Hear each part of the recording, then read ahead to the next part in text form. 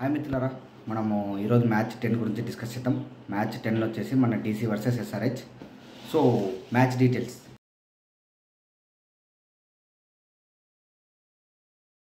Match ఎక్కడ జరుగుతుందో first discuss చేద్దాం. సో మ్యాచ్ వచ్చేసి మార్చ్ 30th 2025 రోజు సాయంత్రం 7:30కి మన ఢిల్లీ టీమ్ హోమ్ గ్రౌండ్ అయిన విశాఖపట్నంలో జరుగుతుంది. సో ఢిల్లీ విశాఖపట్నంని ఎందుకు హోమ్ గ్రౌండ్గా చూస్ చేసుకుంది? సో ఇప్పుడు కొన్ని మ్యాచ్ల వరకు అయితే విశాఖపట్నంలోనే జరుగుతాయి. ఎందుకంటే ఢిల్లీలో కొన్ని WPL మ్యాచ్లు కొన్ని జరుగుతున్న ఇష్యూస్ వల్ల ఇంతకుముందు చెప్పిన విధంగా సో ఇప్పుడు ఢిల్లీకి హోమ్ గ్రౌండ్ వచ్చేసి విశాఖపట్నం. సో అందుకే విశాఖపట్నంలో 30th రోజు ఈవినింగ్ 7:30కి మ్యాచ్ స్టార్ట్ అవుతుంది. So next and one more thing మిత్రులారా, ఎవరైనా నా ఛానల్ని సబ్స్క్రైబ్ చేయకపోతే please subscribe my channel and please support me. Next stadium గురించి అయిపోయిన తర్వాత నేను ఇప్పుడు చెప్పేటివన్నీ అయితే నా అనాలిసిస్ ప్రకారం, నాకుండే క్రికెట్ నాలెడ్జ్ అండ్ దాని ప్రకారం అనాలిసిస్ ప్రకారమే నేను చెప్తున్నాను. Okay, next pitch report. So pitch report గురించి వస్తే ఈ పిచ్ అయితే మాత్రం ఫ్లాట్ సర్ఫేస్. సో ఫుల్ బ్యాటింగ్కి ఫుల్ సపోర్ట్ చేస్తుంది. ఓకే, సో మనమైతే ఇక్కడ 180 to 200 రన్స్ ఎక్స్పెక్ట్ చేయొచ్చు.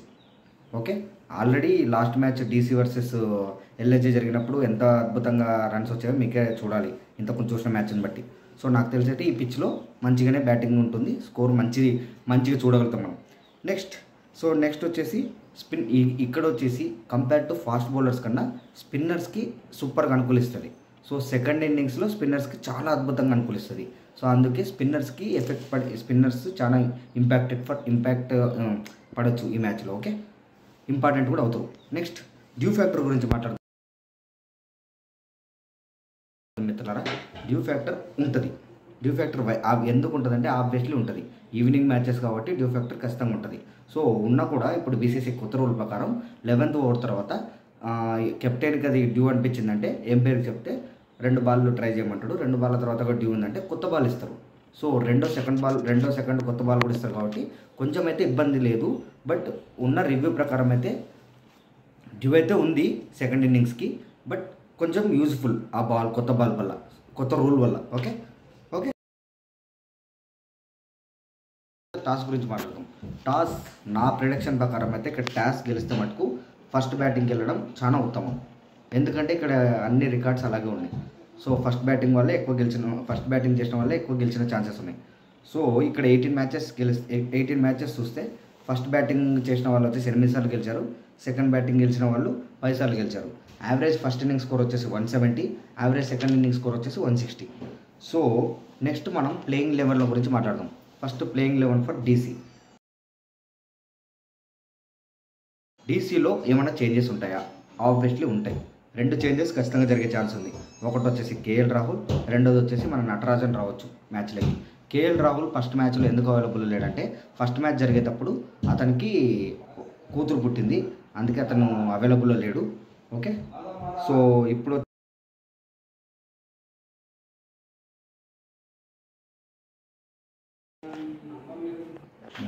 నెక్స్ట్ ఇంకో వచ్చేసి మన నటరాజన్ వచ్చే ఛాన్స్ ఉంది మోహిత్ శర్మ ప్లేస్లో.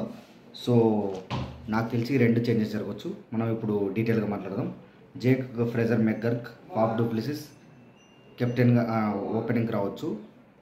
తర్వాత 1 డౌన్ వచ్చేసి అభిషేక్ పోరెల్ రావచ్చు.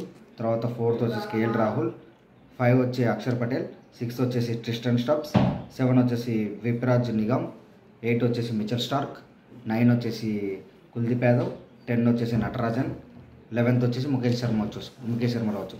ఇంపాక్ట్ ప్లేయర్గా అశుతోష్ శర్మ రావచ్చు. లాస్ట్ మ్యాచ్ ఇంపాక్ట్ ప్లేయర్గా వచ్చేసి ఎంత ఇంపాక్ట్ చూపించాడో తెలుసు. కరెక్ట్, అశుతోష్ శర్మ, మన విప్రాజ్, వీళ్ళిద్దరు ఎంత మంచి ఇన్నింగ్ ఆడారంటే అంత మంచి ఇన్నింగ్ ఆడారు. సో నెక్స్ట్ SRH గురించి మాట్లాడదాం. SRH లాస్ట్ మ్యాచ్లో ఓడిపోవడం వల్ల ఒక చేంజ్ అయితే జరగవచ్చు. 2 చేంజెస్ జరగవచ్చు. మన అడమ్ జంపని తీసుకొని రావచ్చు ఇంపాక్ట్ ప్లేయర్గా. నెక్స్ట్ మన సమర్జిత్ సింగ్ ప్లేస్లో రాహుల్ చాహర్ వచ్చే ఛాన్స్ ఉంది.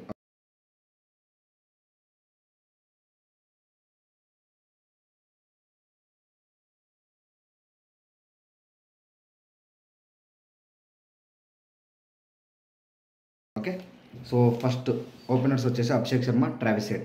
1 డౌన్ వచ్చేసి ఇషాన్ కిషన్, నితీష్ కుమార్ రెడ్డి. తర్వాత వచ్చేసి 5th ప్లేస్లో ఎంట్రిచ్ క్లాసెన్, 6th ప్లేస్లో వచ్చేసి అంకిత్ శర్మ, సెవెంత్ ప్లేస్లో వచ్చేసి అభినవ్ మనోహర్, ఎయిత్ ప్లేస్లో వచ్చేసి ప్యాట్ కమిన్స్, నైన్త్ ప్లేస్లో వచ్చేసి రాహుల్ చాహర్, 10th వచ్చేసి హర్షల్ పటేల్, 11th వచ్చేసి 11th వచ్చేసి Mohammed Shami. Okay, impact player వచ్చేసి ఆడమ్ జంప్ వచ్చే ఛాన్స్ ఉంది. సో ఇక్కడ వచ్చేసి ఏంటంటే యూత్కి సరే చాలా ఛాన్సులు ఇస్తుంది. మన అంకిత్ శర్మ ఉపయోగించుకున్నాడు. లాస్ట్ మ్యాచ్ ఎంత అద్భుతంగా ఆడాడంటే అంత అద్భుతంగా ఆడాడు అంకిత్ వర్మ. సో నెక్స్ట్ అభినవ్ మనోహర్ కూడా దాన్ని యూటిలైజ్ చేసుకోవాలి. యూటిలైజ్ చేసుకుంటే మంచిగా ఉంటుంది. నెక్స్ట్ వచ్చేసి స్ట్రెంగ్స్ వీక్నెస్ గురించి మాట్లాడదాం. ఫస్ట్ డీసీ స్ట్రెంత్ గురించి మాట్లాడితే,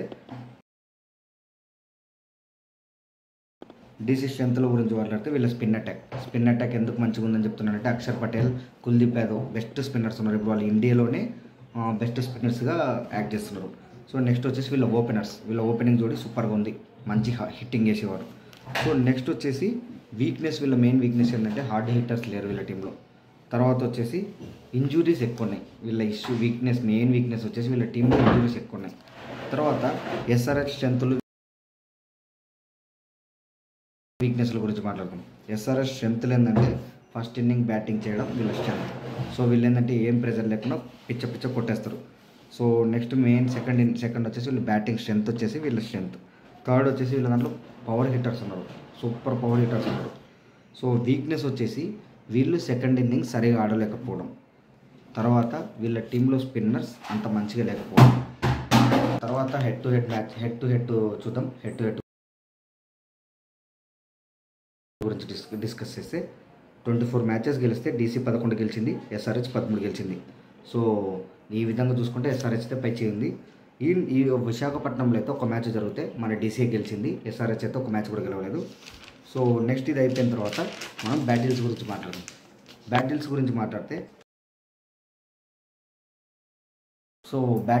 మాట్లాడితే ఫస్ట్ డీసీ గురించి మాట్లాడితే Faf du Plessis versus Harshal Patel. So 2 సార్లు అవుట్ చేశాడు. స్ట్రైక్ రేట్ కూడా అంత మంచిగా లేదు. So Faf du Plessis Harshal Patel బౌలింగ్లో ఇబ్బంది పడతాడు ఖచ్చితంగా. So next Faf du Plessis versus Adam Zampa 3 సార్లు అవుట్ చేశాడు కానీ స్ట్రైక్ రేట్ చాలా అద్భుతంగా ఉంది. సో డు ప్లెసిస్కి ఏమి ఇబ్బంది లేదు ఆడమ్ జంపాతో. Next KL Rahul versus Pat Cummins. So KL Rahul versus Pat Cummins గురించి మాట్లాడితే ప్యాట్ కమిన్స్ 2 సార్లు అవుట్ చేశాడు. ఈవెన్తో స్ట్రైక్ రేట్ చాలా ఎక్కువ ఉంది, 140+ ఉంది. సో కేఎల్ రాహుల్కి ప్యాట్ కమిన్స్తో ఏమి ఇబ్బంది లేదు. సో నెక్స్ట్ వచ్చేసి మిగతా వాళ్ళంతా కొత్త వాళ్ళు కాబట్టి మనం వాళ్ళ గురించి పెద్ద పట్టించుకోవాల్సిన అవసరం లేదు. ఎస్ఆర్హెచ్ గురించి చెప్తే Travis Head versus Mitchell Starc. So Travis Head versus Mitchell Starc చూసుకుంటే అస్సలకి ట్రావిస్ హెడ్కి అస్సలు హిస్టరీ బాగాలేదు. మిచెల్ స్టార్క్ అతన్ని ఒకసారి అవుట్ చేశాడు, స్ట్రైక్ రేట్ జస్ట్ 40 ఉంది. సో మిచెల్ స్టార్క్తో చాలా ఇబ్బంది ఎదుర్కొంటాడు మన Travis Head. So Travis Head versus Kuldeep Yadav same thing. Kuldeep యాదవ్తో కూడా ఒకసారి అవుట్ అయ్యాడు, స్ట్రైక్ రేట్ చాలా దారుణంగా ఉంది. సో ట్రావిస్ హెడ్కి ఈ మ్యాచ్ చాలా దారుణంగా ఉండొచ్చు, ఎందుకంటే మిచెల్ స్టార్క్తో కుల్దీప్తో అంత మంచిగా ఏం స్ట్రైక్ రేట్ లేదు. So next Abhishek Sharma versus Mitchell Starc. ఇతను కూడా ఒకసారి అవుట్ చేశాడు, స్ట్రైక్ రేట్ కూడా ఏం పెద్దగా లేదు.